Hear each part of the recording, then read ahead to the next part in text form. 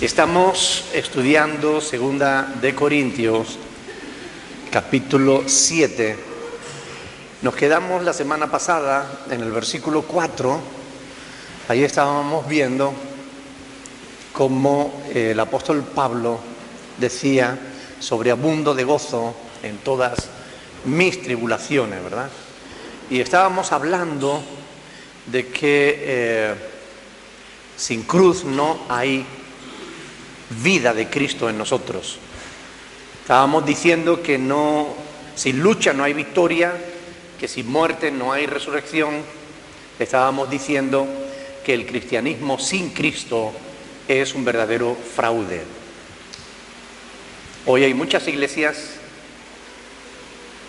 muchos grupos a los que yo me imagino a Cristo como en Apocalipsis 3:20, llamando a la puerta, diciendo: por favor, déjenme entrar, porque han echado a Cristo fuera.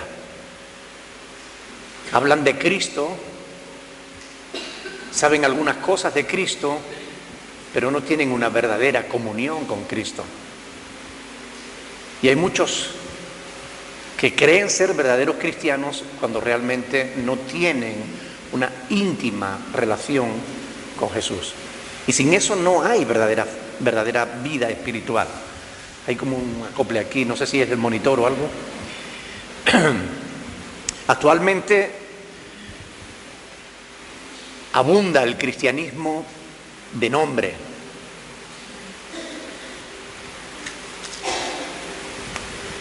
Cuando citan la Biblia, lo hacen de oídas, porque tampoco tienen una experiencia de estudio, no tienen una experiencia de escudriñar, una experiencia personal, me refiero, de escudriñar las Escrituras para saber cuál es la verdad, sino que creen pero de oídas. Y quieren oír, pero quieren oír de promesas, quieren oír de bendiciones, pero no quieren oír de cruz, de padecimientos. Y todo eso forma parte de la vida cristiana. ¿Has encontrado alguna vez un fruto vacío? ¿Te has encontrado, a lo mejor estás comiendo pipas y te has encontrado una que solo tiene cáscara? ¿Verdad? Fastidia, ¿no? O un cacahuete que lo abre y no tiene nada dentro. Hay cristianos que son así. Dicen que son cristianos, pero cuando tratas de abrirlo, cuando tratas de ver lo que hay, ¿se oye bien por allí? Ok. Cuando tratas de ver lo que hay en su interior, resulta que no hay nada.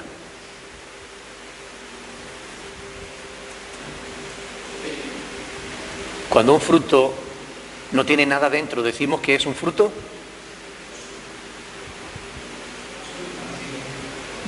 vacío, un fruto vano, ¿no? O sea, todo esfuerzo que realices con ese fruto no sirve absolutamente para nada. Hay personas así en los grupos que siempre están diciendo amén a todo sin entender a qué le están diciendo amén. Amén, repiten, ¿no? Cuando le dicen sin saber si es verdad o mentira, ¿no? Amén. Mientras los verdaderos cristianos, conocedores de las Escrituras, a veces nos asombramos, ¿no?, de cuánto fanatismo y cuánta confusión religiosa hay en gente que dicen amén a cosas que no tienen nada que ver con la verdad, no tienen nada que ver con Dios. Hoy estábamos en un servicio religioso y decía el pastor que algunas personas llegan al cielo y se encuentran con que no es su momento, y Dios le dice: tienes que volver a la tierra, y que a veces vienen con visiones, con revelaciones nuevas, con profecías, con doctrina. Y yo escucho cosas y la gente dice amén. Yo escucho cosas como esa y digo: bueno, ¿y de dónde se saca esas cosas? Porque en la Biblia no están, ¿verdad? Pero la gente dice amén. Y hoy se predican muchos evangelios falsos, con nombre de cristianos, pero sin los frutos que debe llevar, sin los frutos del Espíritu Santo. Vanidad de vanidades, todo es vanidad, dijo el predicador. Un grupo así es el resultado de un ministerio también vacío. Cuando no se tiene nada que dar, ¿qué van a recibir? Ministros que a veces para esconder su ignorancia, disfrazan sus errores de nueva revelación. No hace falta estudiar tanto, te dicen. Ayer hablando con un pastor a través de Facebook, me llamó para darme un tirón de orejas por el vídeo del diezmo, ¿no? Ustedes saben que ese vídeo a muchos pastores les fastidia, ¿no? Y él decía, es que usted dice en ese vídeo que quienes recibimos diezmos o somos unos ignorantes o somos unos falsos y ladrones. Y eso es juzgar con mucha, como dijo, con mucha prisa, ¿no? Juzgar muy a la ligera. Y cuando eso se hace es como cuando se derrama un vaso de agua en la tierra. Ya nunca más vas a poder recuperarla, ¿no? Y con metáforas de ese tipo trataba de explicarme, ¿no?, que yo debía quitar ese vídeo de ahí. Y por sus palabras yo le dije, ahora sé por tus palabras que tú perteneces al primer grupo. Estaba tratando de saber dónde encajarte, si en el grupo de los ignorantes o en el de los ladrones, y por tus palabras veo que tú eres un ignorante. Así que lo que debes hacer es estudiar las Escrituras, estudiar un poquito de hermenéutica para saber interpretar correctamente la palabra. Hermenéutica. ¿Qué hermenéutica estudió Pedro? ¿Qué hermenéutica estudió los apóstoles, ¿no? Juan o Esteban? Yo, claro, ahora entiendo. Ahora comprendo tu ignorancia. Si no conoces ni siquiera cómo interpretar correctamente la palabra de Dios, ¿cómo vas a saber? ¡Qué tristeza! No hace falta estudiar tanto, me dicen. Usted lo que tiene que hacer es orar para que el Espíritu le dé revelación, porque el intelecto no es suficiente. Amén. Pero si yo no orase, si no tuviese una buena comunión con Dios, no podría predicar lo que predico. Posiblemente estaría enseñando lo mismo que tú enseñas. Y esas cosas ocurren. ¿Cómo la gente va a saber si quienes les tienen que enseñar no saben? Y no saben porque son perezosos, porque no quieren estudiar, porque quieren seguir la ley del menor esfuerzo. Hay que estudiar. Jesús dijo escudriñad las Escrituras. No dijo leed las Escrituras. Una cosa es leer, otra cosa es escudriñar. ¿Cuál es la diferencia entre leer y escudriñar? ¿Cuál es la diferencia? Estudiarla. Escudriñar es meditarla, es escarbar en ella, es por qué esto y por qué esto no, y por qué no otro, y esto qué significa, y esto por qué está aquí, y el Señor por qué dice esto, y a quién se lo dice, y cómo se lo dice, y para qué se lo dice, y qué tiene esto que ver conmigo. No es solamente leer, es que en la Biblia está puesto. El Señor desea prosperar tu vida. ¿Pero qué significa eso? ¿Que Dios quiere hacerte rico? ¡No!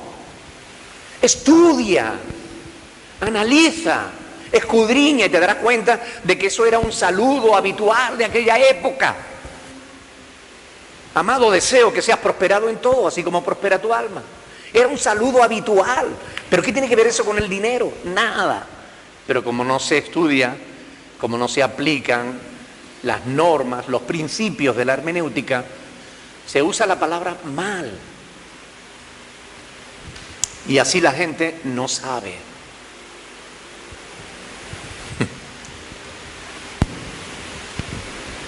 Muchos han estudiado, como yo digo, en la Universidad de la Campana. Quiero decir, saben de oída, ¿no? ¿Sabe dónde viene? Oyen la campanada, pero no saben de dónde proceden.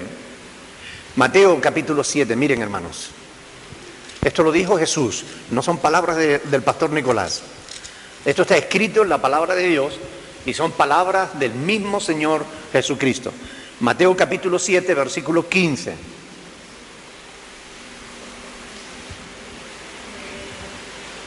Mateo capítulo 7, versículo 15. Guardaos. ¿Qué significa guardaos? Cuidarse. ¿Quién dijo por ahí? Protegerse. Guardaos, protegerse, cuidarse. ¿De qué nos tenemos que cuidar? De los falsos profetas. ¿Qué es un profeta? Alguien que habla en nombre de Dios. ¿Ok? Dice que vienen a vosotros con vestidos de oveja, pero por dentro son lobos rapaces. Por sus frutos los conoceréis, dice el Señor. ¿Estaba hablando el Señor de frutos o estaba hablando de profetas? Está hablando de profetas, falsos profetas. Y la señal para saber si uno es un verdadero profeta o es un falso profeta, hay que mirar su vida. Hay que ver los frutos, si tiene o no tiene fruto. Y no nos referimos al número de personas que le sigan, ni nos referimos al montante que tenga en la cuenta bancaria. No nos referimos a nada de eso, ¿no? Nos referimos a que tenga los frutos del Espíritu Santo. Alguien que de verdad tiene una perfecta comunión con Dios. ¿Cuál será la recompensa de estos falsos profetas? Lean un poquito más adelante, versículo 21 en adelante, que dice el Señor ahí. Dice, no todo el que me dice Señor, Señor, entrará, ¿verdad?, en el reino de los cielos, sino el que hace la voluntad de mi Padre que está en los cielos. Y muchos me dirán en aquel día, Señor, Señor, ¿no profetizamos en tu nombre y en tu nombre echamos fuera demonios y en tu nombre hicimos muchos milagros? Y entonces el Señor Jesús le dirá, bien, buen siervo y fiel. ¿Le dirá eso? ¿Qué les dirá? Apartaos de mí, nunca os conocí, apartaos de mí, hacedores de maldad. ¿Qué hubiera sucedido con los corintios si Pablo, si los corintios hubiesen seguido creyendo a aquellos falsos profetas que habían subido desde Jerusalén? ¿Qué hubiera sido de los corintios?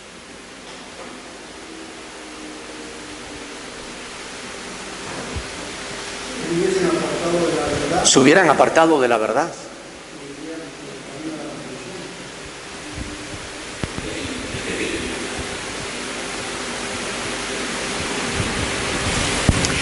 Realmente podían haberse perdido. Con Pablo, en cambio, estaban siendo guiados hacia la cruz de Cristo. Y actualmente, como digo, también hay falsos apóstoles y profetas, gente perversa que negocia con la fe de los demás, gente que por enriquecerse se convierten en piedra de tropiezo para aquellos que de verdad buscan acercarse a Dios.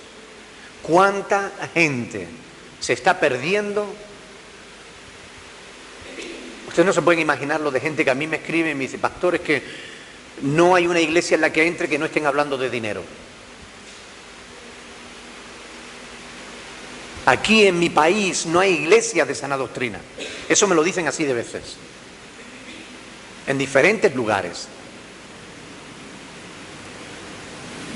Nosotros sabemos cuál será también la recompensa de estos. Mateo 18, lean conmigo. Mateo 18, versículos 6 y 7. Cuando estos falsos profetas están siendo de tropiezo para la gente que quiere conocer a Cristo, el Señor ya les ha preparado su recompensa. Es un collar, no de diamantes. ¿Cuál es la recompensa? Mateo capítulo 18 del 6 al 7. Atarse una piedra de molino al cuello y arrojarse a lo profundo del mar. Esa va a ser la recompensa que van a recibir todos aquellos que por enriquecerse son tropiezo para que la gente no se acerquen a Dios. Ante los conflictos tenemos que mirar a las personas. Si los corintios hubieran mirado la vida de quienes llegaron de Jerusalén criticando a Pablo y la hubieran comparado con la vida del propio Pablo, no se hubieran dejado engañar. Pero solamente se fijaron en las palabras, solamente escucharon la crítica contra el siervo de Dios. Pablo, volviendo a 2 de Corintios capítulo 7, Pablo va a sentirse feliz. No tanto porque su ministerio se vea reconocido por fin por los corintios, sino porque los corintios por fin se habían reconciliado con Dios. Lo que alegra el corazón de los verdaderos siervos no es una iglesia con mucha gente o un local muy grande, muy bonito y con muchas comodidades. No es tampoco el respaldo de las autoridades políticas o civiles. No es, como decía antes, un gran número en su cuenta bancaria. No, lo que alegra de verdad el corazón de los auténticos siervos de Dios es que ver a los discípulos caminar en el Señor. No es la fama, no es el poder, no es el dinero, no es nada más. Lo que alegra el corazón de un verdadero siervo de Dios es ver que los discípulos andan en la verdad. Fíjense si no, en 2 de Juan, versículo 4, 2 de Juan,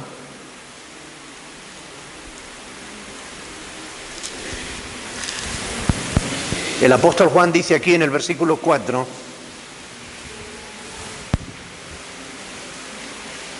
¿qué dice? Mucho me regocijé porque he hallado a alguno de vosotros, a alguno de tus hijos, ¿qué dice? Andando en la verdad, conforme al mandamiento que recibimos del Padre. Mucho me regocijé. Y en tercera de Juan, versículo 3, dice nuevamente el apóstol Juan, pues mucho me regocijé cuando vinieron los hermanos y dieron testimonio de tu verdad, de cómo andas en la verdad.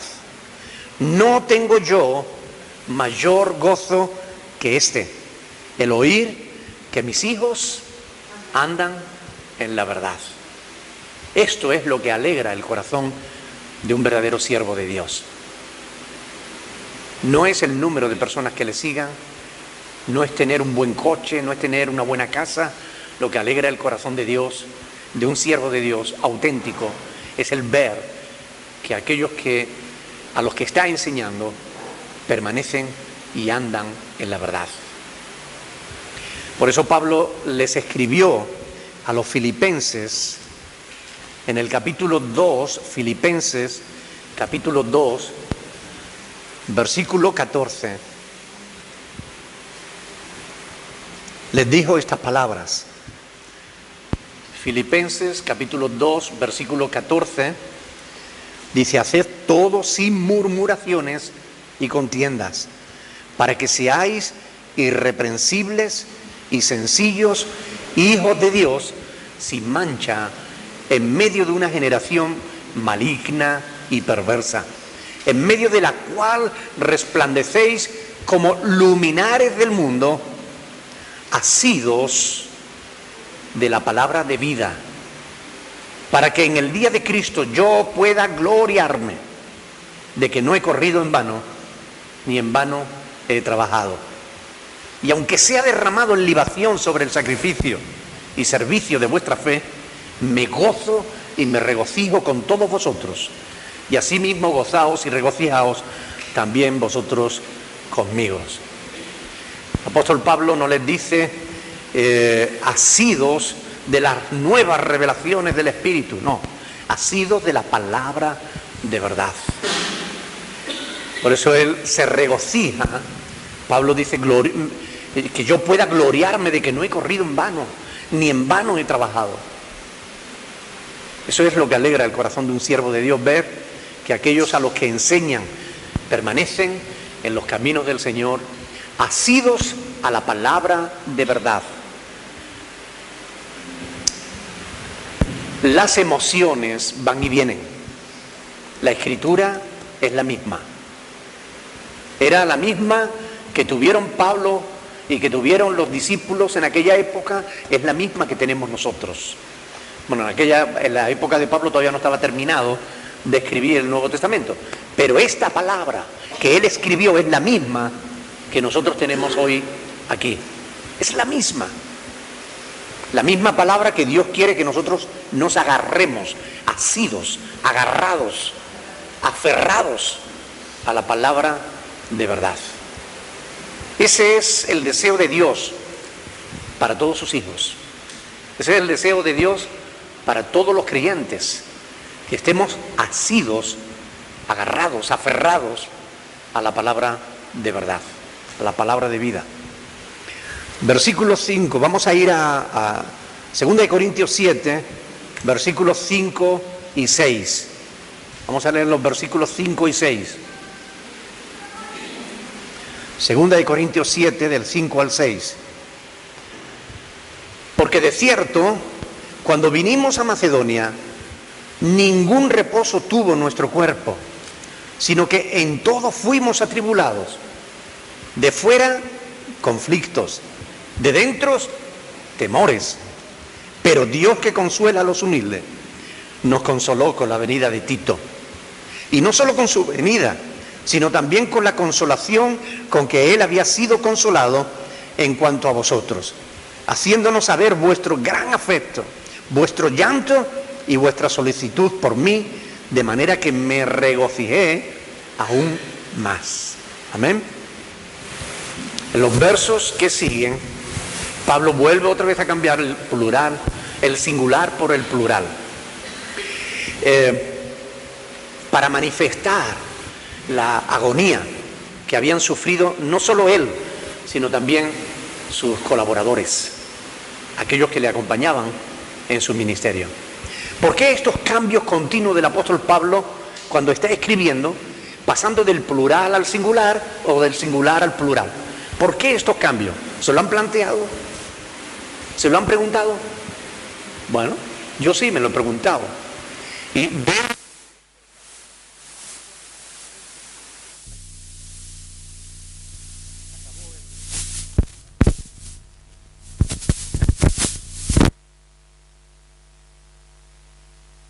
por eso hay que escudriñar las Escrituras, porque es cuando tú escudriñas, cuando te haces preguntas, cuando miras, profundizas, ahí es que empiezas a descubrir cosas. Si solamente la lees, pasas por encima y esas perlas las pisas, pero no las encuentras. Yo me pregunté, ¿por qué el apóstol Pablo pasa continuamente en una sola carta del plural al singular y del singular al plural? Y observé todos los textos donde él hace esto. ¿Y saben qué? Lo hace por humildad. Curiosamente, cuando él usa el singular, es porque va a decir algo que a los corintios no le va a gustar. Y entonces él asume la responsabilidad individualmente. Él les exhorta, él les dice las cosas claras, él les dice lo que le tenga que decir y dice, ¿por qué esto? Y lo dice en singular. Yo os digo, hermanos. Ahora, cuando se trata de recibir algún mérito o de reconocer alguna cosa buena, entonces él usa el plural. No se abroga los méritos él solo, sino que dice nosotros. Y es muy interesante esto, porque habla de la actitud del corazón del apóstol. Qué diferencia, ¿verdad?, con los apóstoles que vemos ahora, ¿no? ¿verdad? Cuánta soberbia, esos apóstoles. A mí me sorprende, de verdad, sinceramente, ver algunas cosas que veo, ¿no? No sé si saben quién es Motesi. Motesi es un falso apóstol, que lo tienen ahí en internet. Meten Motesi y les va a aparecer. Tiene que ser un masón, porque a todo el mundo va con su espada y lo nombra, no sé qué, lo nombra apóstol. Yo te nombro apóstol. Pero ¿quién le ha mandado a él hacer eso? Y le pone una capa real y le pone una corona.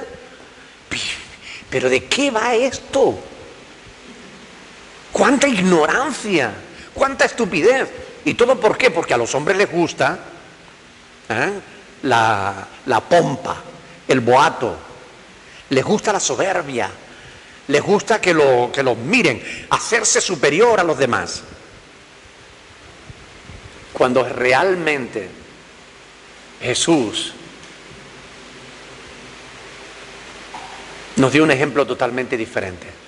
¿Es verdad o no? Él, el Dios del cielo y de la tierra, el creador de todo el universo, se humilló haciéndose hombre, y aún estando en la condición de hombre, se humilló a sí mismo, haciéndose obediente hasta la muerte. Y no cualquier muerte, sino muerte de cruz. Jesús dijo: entre vosotros no será así. ¿A qué se refería? A los gobernantes que se enseñorean de las naciones, ¿verdad? Sabéis que los gobernantes de las naciones se enseñorean de ellas, mas entre vosotros no será así, sino que el que quiera ser el mayor, hágase como el menor. Y cuando miramos la iglesia hoy, la vemos llena de tantas estrellas, tantos galácticos, que la humildad realmente brilla por su ausencia. Qué tristeza debe provocar eso en el corazón de Jesús. Él, que siendo Dios, no se aferró a ser igual a Dios como algo a lo que agarrarse, no. Se despojó a sí mismo. Y vino a nacer en un simple pesebre, ni en una cama. No te digo ya en un palacio, ni en una cama. En un pesebre, entre animales y pajas. ¿Cuánta diferencia, Dios? ¿Es que la gente no tiene sentido común? La respuesta es no. El sentido común no es verdad, no es tan común como nosotros creemos. Cuando leemos los evangelios, cuando leemos la escritura y vemos lo que está pasando en la iglesia, es incomprensible que tantas personas se dejen engañar. Pero ¿saben por qué se dejan engañar? Porque en el fondo tienen los mismos pecados que aquellos que les engañan. El que hace rico a un falso predicador es porque en el fondo de su corazón almacena tanta codicia que desea riqueza para sí mismo. Y no se da cuenta de que el engañador se está haciendo rico a costa de su pobreza. ¿Pero por qué lo sigue? Porque en el fondo es tan codicioso como el que le predica.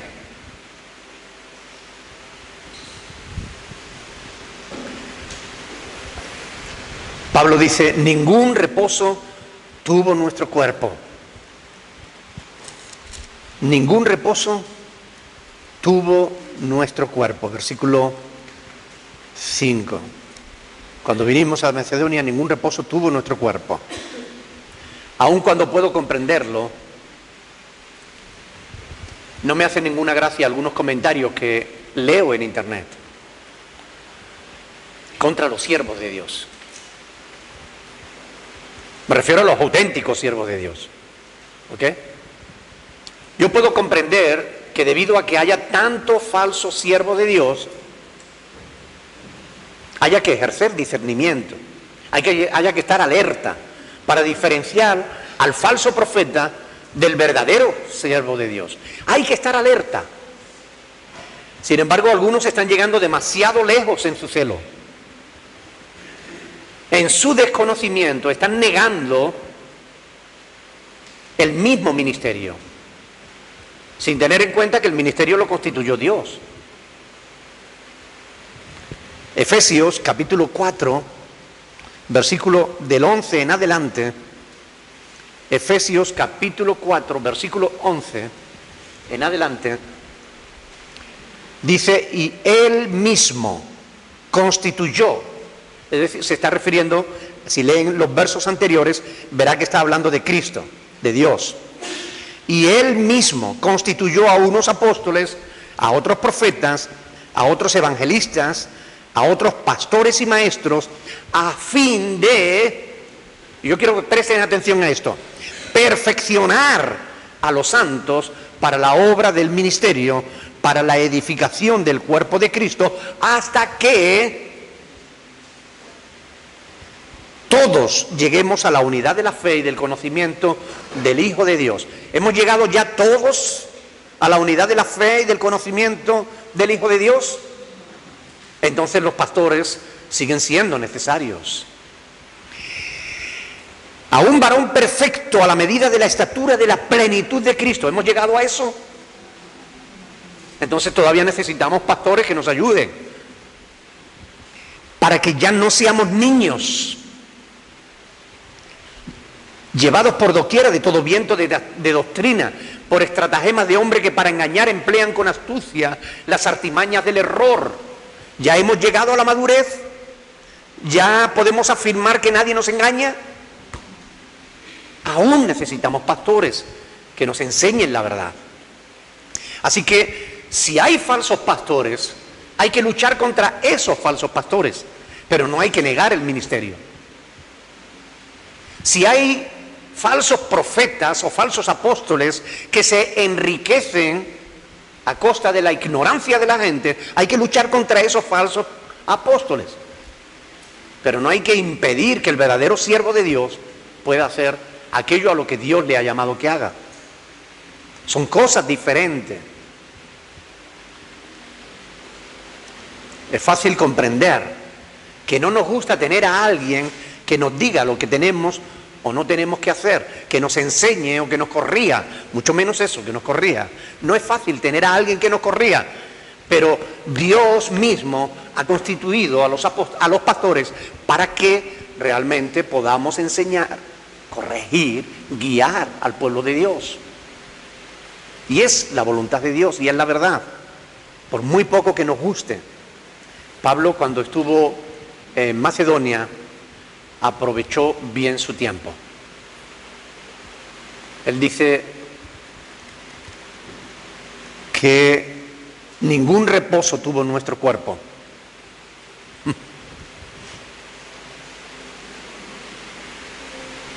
¿Qué fue lo que le aportó tanto trabajo y desvelo? ¿Qué fue lo que no le dio oportunidad de reposo en Macedonia?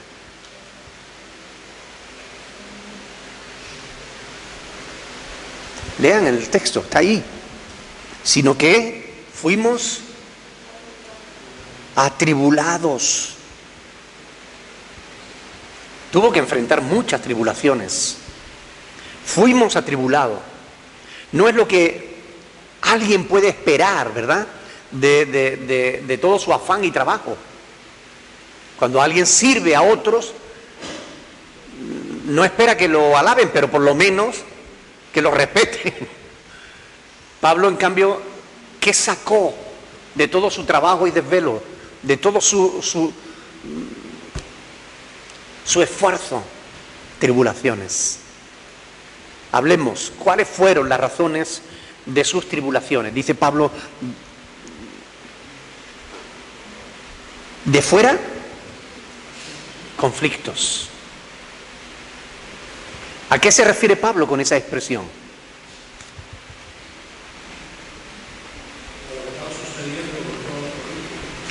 A lo mal que lo pasó en Macedonia. Realmente enfrentó dificultades terribles a causa de los adversarios del Evangelio. Fíjense en Hechos capítulo 16, en Hechos 16, 23, dice Pablo ahí, No, dice Lucas mejor, porque es Lucas el que está escribiendo. Dice, y después de haberle azotado, ¿cuánto? Mucho. Los echaron en la cárcel, mandando al carcelero que los guardase con seguridad, el cual, recibido este mandato, los metió en el calabozo de más adentro y les aseguró los pies en el cepo. Gracias a Dios sabemos cómo termina la historia, ¿verdad? ¿Qué dice el verso siguiente? Dice, pero a medianoche, orando Pablo y Silas, cantaban himnos a Dios. Y los presos los oían. Y sabemos lo que ocurrió. El Señor los liberó. Y se convirtió el carcelero y los que estaban en su casa. Podemos deducir que, a la luz de este pasaje, podríamos deducir que siempre que tuviéramos que enfrentar cárceles o tribulaciones, Dios nos va a librar.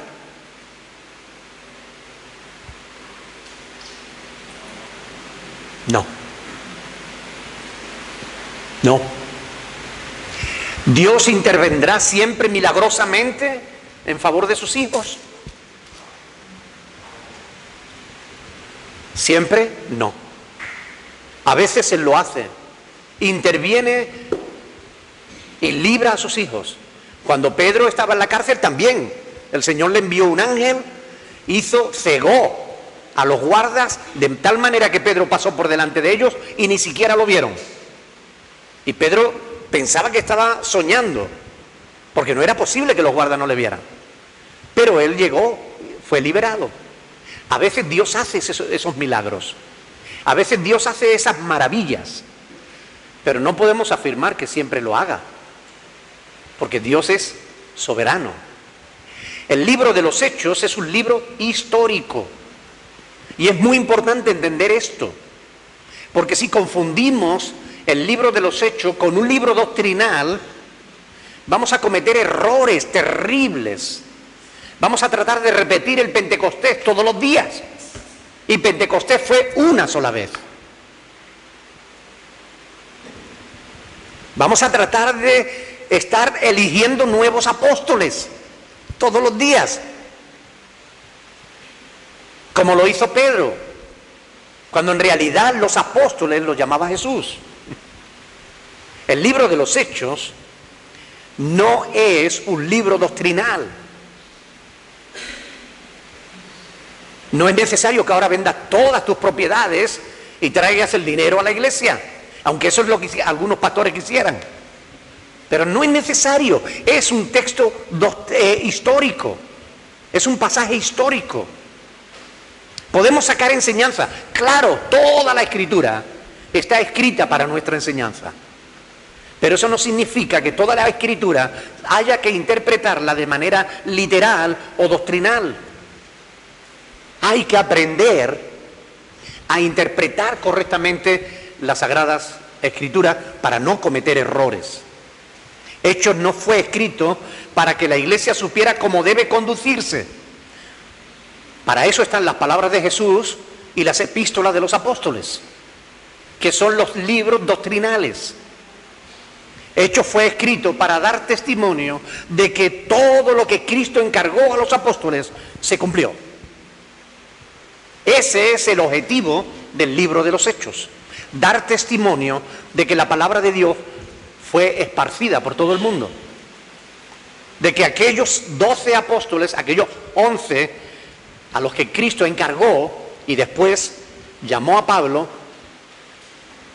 iban a dar testimonio delante de reyes y delante de autoridades, y que iban a hacer milagros, prodigios, porque fueron necesarios para que el evangelio se extendiera por todo el mundo. Pero eso se cumplió, y el libro de los Hechos está para demostrar que eso se cumplió. Está para que nosotros sepamos que Dios hizo un milagro a través del cual gente sin preparación, sin haber ido a la escuela de idioma, pudo hablar idiomas que no habían aprendido.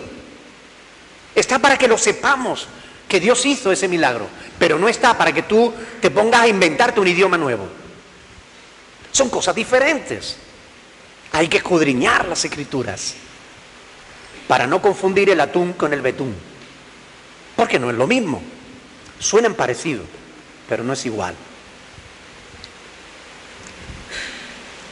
Gracias a Dios, en esta ocasión, Dios liberó a sus siervos, los respaldó.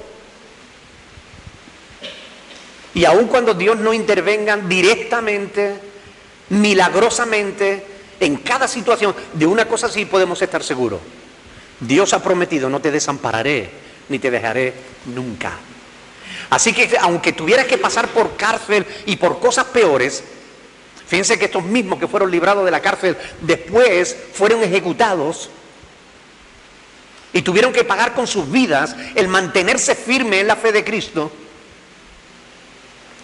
Pero aun cuando tuvieron que pasar por esas terribles experiencias, Dios estuvo con ellos y les dio fuerza y les dio fe para atravesar esa circunstancia sin perderla, sabiendo que la muerte no es el final, sabiendo que tenemos una morada hermosa esperándonos en el reino de los cielos. Amén. Dios está con nosotros, de eso no debemos dudarlo nunca, pero no espere que Dios haga milagros todos los días. Dios los hace cuando Él quiere, donde Él quiere, con quien quiere y para lo que quiere, porque Él es soberano, Él es Dios y nosotros sus siervos, no al revés. Dios no está para hacer todo lo que nosotros le mandamos. Ahora, Señor, ahora, porque tú lo has prometido, tú tienes que hacerlo, ahora. ¿Quiénes somos nosotros para darle órdenes al Creador del universo? Qué locura, ¿verdad? Claro, pero esas cosas pasan porque dice la Escritura, dice: a los que aman a Dios todas las cosas les ayuda bien, a bien, ¿verdad? Dice: a los que conforme a su propósito son llamados. Pero es que hay muchos que no han sido llamados por Dios, sino que se autoproclaman. Ellos solos se autoproclaman pastores y apóstoles y bueno, ya hay uno que se ha proclamado apóstol de apóstoles. Pero claro, ya le falta solamente uno que diga: yo soy el Papa evangélico. No te extrañe que mañana o pasado lo veamos en internet. El Papa evangélico. Alguien dijo: la Iglesia Católica tiene un Papa. En las iglesias evangélicas, cada cristiano es un Papa. Señor Jesús.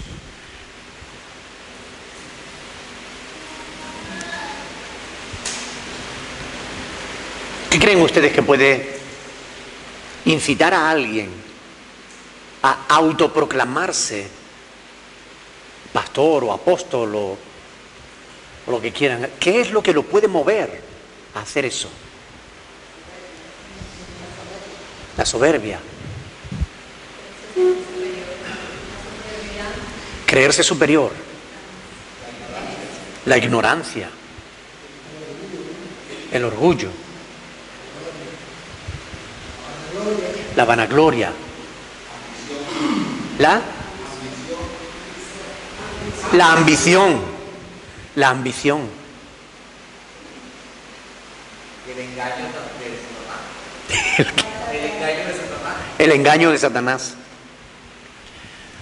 ¿Cuál será el fin de todos esos que se proclaman apóstoles, pastores, apóstoles, sin que Dios los haya llamado? ¿Cuál será el fin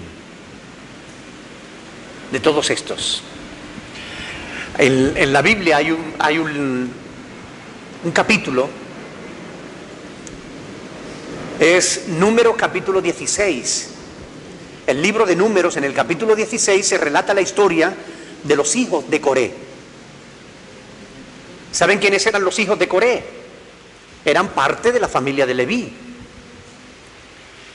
Y un día, viendo cómo Moisés estaba dando mandamientos al pueblo, mandamientos que Dios le había dado a él.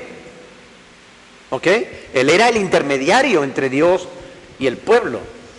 Viendo cómo Moisés estaba poniendo mandamientos y demás, los hijos de Coré empezaron a hablar entre ellos y se convencieron unos a otros. ¿Y este quién es para que nos esté diciendo lo que tenemos que hacer?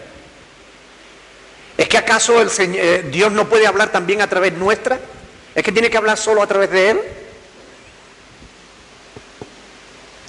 Y crearon una rebelión en el pueblo de Dios. Empezaron a decirle al pueblo, porque vosotros todos sois santos. Empezaron a decirle al pueblo lo que el pueblo quería oír. Y convencieron a algunos sacerdotes incluso. Y cuando Moisés le dijo a los sacerdotes, mire, vayan y díganle a esta gente que vengan, que nos pongamos delante de Dios y que Dios decida. Los sacerdotes dijeron, ¿y quién eres tú para mandarnos? Y no quisieron obedecer. ¿Y saben qué? Dios se hizo presente. Y Dios dijo que se pongan los de Coré, los de Datán, los que se habían rebelado, pónganse a un lado. Todo el pueblo, apártese de esta gente. ¿Y saben qué ocurrió? La tierra se abrió y se los tragó vivos. Y la tierra volvió a cerrarse. Quedaron enterrados vivos. Porque ofrecieron fuego extraño delante del Señor. Se pusieron a sí mismos como siervos de Dios cuando Dios no los había llamado a eso. Hoy la gente juega a la iglesia. Hoy cualquiera quiere ser pastor. Hoy cualquiera quiere ser apóstol. Hoy cualquiera se pone detrás de un púlpito y empieza a hablar en nombre de Dios. Y estos creen que no va a pasar nada. Interesante, ¿no?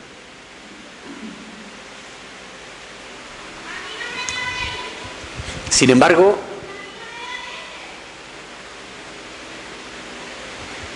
todo lo que hacemos tiene una consecuencia.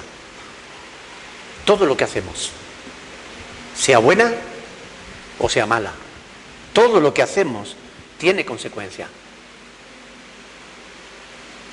Dios ha constituido pastores en su pueblo para enseñar, para instruir, para guiar, para consolar. Pero muchos de los pastores que hoy vemos no han sido puestos por Dios. Y el pueblo de Dios tiene que abrir sus ojos y tiene que empezar a abrir sus Biblias. El pueblo de Dios tiene que empezar a escudriñar las Escrituras para saber si quien le está predicando verdaderamente es un siervo de Dios o no lo es. Y si lo que le están enseñando verdaderamente es palabra de Dios o no lo es. Es necesario que la gente abra las Biblias para que sus ojos puedan ser abiertos. Pero mientras las Biblias permanezcan cerradas y la gente solo sepan de oídas, podrán seguir siendo engañadas. Nosotros tenemos que dar gracias a Dios, porque Dios nos dejó su palabra. Y esta es la palabra de verdad. Esta es la palabra que nos debe guiar a toda la verdad. Yo invito a todos los que nos ven a través de internet que abran sus Biblias. Abran sus Biblias. Lean, estudien, escudriñen. Disciernan la verdad de la mentira. Porque es tiempo de que nos definamos si estamos o no estamos con el Señor. Bien, se nos ha ido el tiempo, lo vamos a dejar aquí. Hay muchas cosas que están sucediendo en el pueblo de Dios, justamente porque el pueblo de Dios carece de conocimiento. Y ya el Señor dijo a través del profeta Oseas, ¿no? Mi pueblo pereció justo por eso, por falta de conocimiento. El pueblo perece. Amemos la Escritura, leamos la Escritura, escudriñemos la Escritura, meditemos la Escritura. Es nuestro deber como hijos de Dios. Es nuestro deber conocer la verdad. Cuando estemos delante del Señor no podremos decir, es que a mí mi pastor me enseñó. ¿Y tú no tenías una Biblia? Sí, pero como era el pastor el que me lo decía.